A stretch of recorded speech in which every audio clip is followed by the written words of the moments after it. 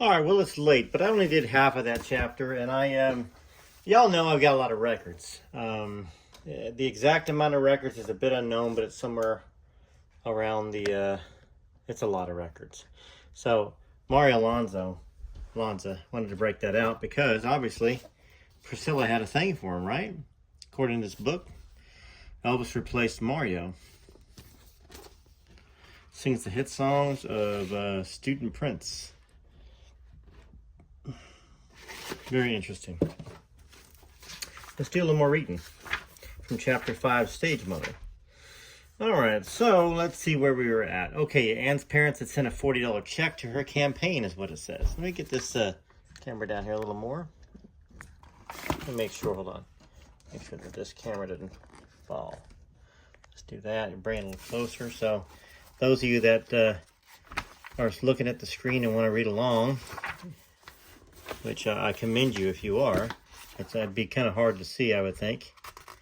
But I do want y'all to kind of take part in the reading part of it, at least being able to kind of see where it's coming from. When the big night arrived, it was Priscilla who was crowned queen of the Popham Halloween Carnival.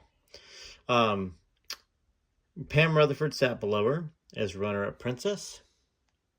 There we go. A little more zoomed in there.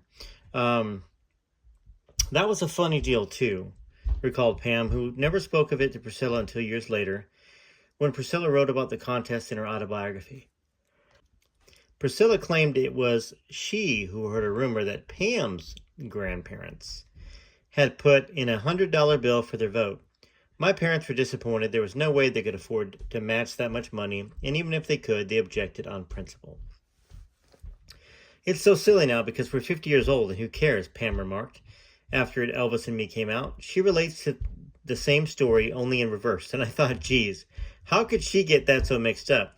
And I just assumed the way she told it is the way it was for her. And I'm not writing the book, so it doesn't make a bit of difference to me. Priscilla would later attribute the mix-up to misinformation from another girl, but there would always be lingering doubts. So she backed off once she was kind of accused of it, and she probably felt bad. Or she got caught, you know. The consensus year after the fact was that if there was any machinations to ensure the outcome of the contest, Anne Bayou was the more likely source. This would have been very typical of Priscilla's mother, remarked Christine Laws with an ironic laugh. Honey, it was very important. What was important was looks and appearance. Many mothers live vicariously through their daughters, and she did. In 1956, the year of her greatest glory at school, Priscilla's sense of destiny returned, more powerful than before. I would get this feeling, she later tried to explain. Someone would ask me, what are you going to do in life? You know, what are you going to be? And I just remembered that I had this incredible feeling that whatever it was going to be, it was chosen for me. And it was going to create a very big effect. Just as Priscilla Beaulieu was elected the Carnival just as Priscilla Beaulieu was elected Carnival Queen, Elvis Presley was labeled the King of Rock and Roll. It was the end of 1956 and the beginning of his phenomenal trajectory to fame. By October, he had earned 5 gold records in a single year, with 2 more to come. He released his second album, Elvis, starred in a major feature film, The Civil War, Love Me Tender, and signed a 10-picture movie contract. He appeared in concert all over Texas that fall, fanning the flames of Priscilla's growing infatuation. Released his second album, Elvis. I don't know why I was thinking as a movie. I was like, there's no movie called Elvis. That was his second release. All right, so she and Pam went on a double date to see her idol in Love Me Tender at the Base Theater. Priscilla's date was her current beau, 7th grader Larry Powell. Pam and Priscilla, he remembered, were hysterical over seeing Elvis on the screen. She was definitely screaming, Larry recalled to Priscilla. Standing up and hollering, you know those black and white reels of Elvis at some of his early concerts with girls screaming and crying? She was just like you see in those old movies. Now why is something like that important? Because once again, it makes it very likely that she came up to Curry and said, I heard you know Elvis, I'd like to meet him, sort of a thing. Instead of, acting as if she really wasn't a fan and wasn't that interested, and it took several meetings and all the other stuff that goes on later in this book. Both girls scrutinized Debra Paget, Elvis's co-star. Pam idolized Paget, her favorite movie star, while Priscilla was just simply sizing up the competition. Earl Wilson quoted Elvis in photoplay that January of 1957, describing Paget as the most beautiful girl in the world. And fan magazines were reporting his unrequited love for her.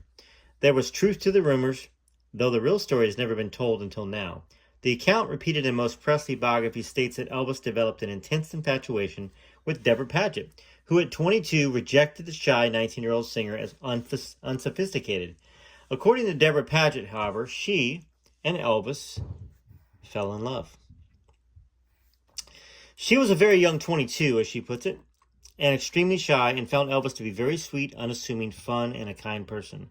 Their conversations on and off the set revolved around God. Debra's parents, particularly her mother, who dominated her life and her career, refused to allow Debra to date Elvis because, she recalled, there were stories going around about him, a side effect of his reputation as a rock and roll rebel. Willie Jane Nichols, Elvis's mother's best friend from Tennessee, would hear about Debra from Gladys Presley during the Love Me Tender shoot. She talked to Elvis daily, recalls Nichols. Gladys would say, "I wish you could hear him talk about Debra Paget. He was just overwhelmed by her." Debra Paget was Elvis Presley's ideal in a woman. Like him, she had a close, intense relationship with her mother, a heavy-set, formidable woman who physically resembled Elvis's own mother Gladys, a fact that didn't escape either Elvis or Debra's attention. Debra's mother noticed that her daughter bore a facial resemblance to Gladys Presley, a fact that could only further endear her to Elvis. These similarities may have marked the beginning of Elvis's obsession with the physical resemblances between close people to him, or people close to him, an understandable preoccupation in a surviving twin as he was. Debra Paget was a stunning ingenue with a heart-shaped face, clear blue eyes, and cupid bow lips. Elvis, the aesthete, admired beauty in any woman. But Debra Paget offered more than a pretty face and matching mother complex. She was also religious. And more importantly, she was a virgin. Her mother would not allow her to leave the house unchaperoned, so she had never been on a formal date. To Elvis, this combination was perfection. That's the word I couldn't come. Ingenuity was a stunning ingenuity. I don't know. I'll have to look that word up. It's something I've never read before. Elvis always said he'd marry a virgin, recalled Debra, and maybe that's why he said he'd marry me, because his mama always told him to marry a virgin. So there you go. It's not just the society or Elvis's old-fashioned ways that it was his mom that was kind of pushing him into that. So interesting. Contrary to previously published accounts, Debra did not consider Elvis Presley an undesirable hayseed. Had my parents not objected, she related, I would have gone ahead. I thought a great deal of him. Because of her natural timidity and because her mother was so opposed to Elvis, Debra kept her feelings to herself. Even from Elvis. I was very shy then. I hardly talked. Elvis continued to carry a torch for Debra. After Love Me Tender wrapped and before he went into the Army, sometime in late 56 or early 57, he called Debra from El Paso, where he stopped while driving home to Memphis from Los Angeles and asked her to marry him. Debra told him it wasn't possible. I know it's your mother and father, she remembered Elvis saying, and if it takes 20 years, I'll get them to like me. And that's sweet. I knew it was hopeless. Debra recalled my parents would never relent. It was an impossible situation. I'm not sure I even told him how I felt, but he could feel it. Elvis could not get Debra Paget out of his system. Willie Jane Nichols and her husband Carl accompanied Vernon and Gladys to Hollywood in 57 to watch Elvis shoot his second movie, Loving You. His sightseeing tours always included one stop in Beverly Hills. Elvis carried us around and took us to Debra Paget's house, confirmed Nichols. I think Debra saw us and remembers that. Debra Paget's version of the tale is both romantic and sad. She and Elvis continued to have feelings for each other, but were kept apart by circumstances, which was her mother. I did the 10 Commandments, she recalled. We had to see each other in passing on the Paramount lot, and we looked longingly at each other. Just before Debra's mother died, she confessed her regrets to her daughter. She said she wouldn't have stopped me if she'd known I felt so strongly. By then, it was too late. Both Debra and Elvis had married other people. The actress kept the truth to herself even after Elvis died.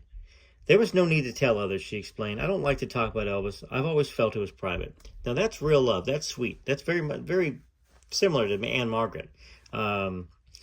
Priscilla Bayou did not know the intimacies of Elvis Presley's relationship with Debra Paget when she saw Loving Tender. She only knew that Elvis was smitten with the actress, and if Elvis fancied her, Priscilla wanted to see more of her. So she was learning how to actualize her fantasies, an endeavor that required homework and careful study.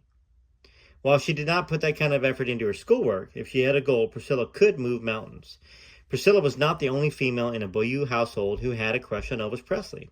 As soon as Loving Tender hit the marquee at the Majestic in downtown Austin, Anne Bayou was on the phone with Dora Keene, president of the Bergstrom Officers' Wives Club, saying, "Let's go see Elvis." They went to a matinee with 2 other Air Force wives. It was her idea, recalled Dora Keene. When we went to see it, she was crazy about Elvis. Anne was a big Elvis fan. She was following his career, starting in movies.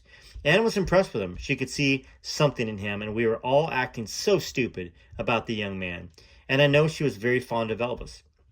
Who knows whether Priscilla was aware that her mother harbored a crush on her teenage idol? It was impossible to tell, since years later, for reasons that would soon become clear, Priscilla and all the Bayous would reconstruct history, claiming that Anne disapproved of Elvis Presley before Priscilla started seeing him. More secrets, more lies, more cover-ups, in the house of hidden truths and child bride right here. That's what we're reading. So stick around with me. I'm going to actually probably create a different playlist for all the readings of these chapters. So those of you that catch it on chapter 4, chapter 3, chapter 7 can go back and follow along with me as we continue to do this on the daily. All right. This is Rarest Photos with Mario Lanza, Elvis's first competition with Priscilla, who was infatuated and felt so much love for this young man right here. And then after that, it was Elvis.